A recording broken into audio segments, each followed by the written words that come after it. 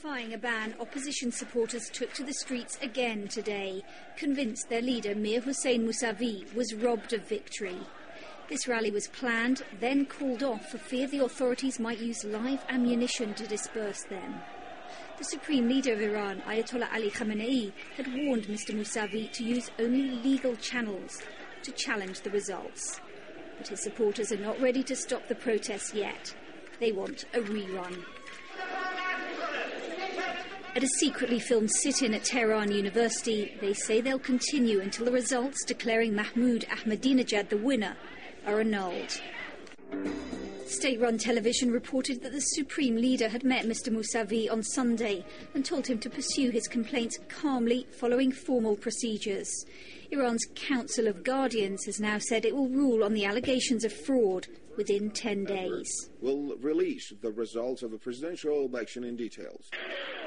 This is an unprecedented challenge for the Islamic Republic. Not since the revolution in 1979 has Iran seen trouble like this. Sunday's protests captured on amateur video. This is a volatile, potentially explosive situation, and the world is watching with concern. I follow very closely the elections in Iran. I was very impressed by the level of participation. I've been confirmed by the latest images, news that arrived from Tehran, and I hope very much that at the end of the day the will of the people will be respected.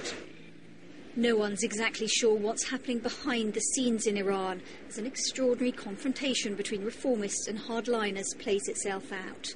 Britain's Foreign Secretary said very serious doubts have been raised about the election counting process.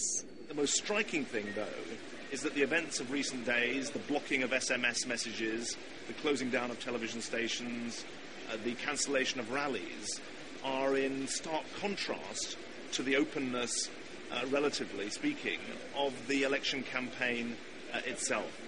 From the point of view of the United Kingdom, it is the implications of the decisions that are being made at the top levels of the Iranian regime that are of most concern.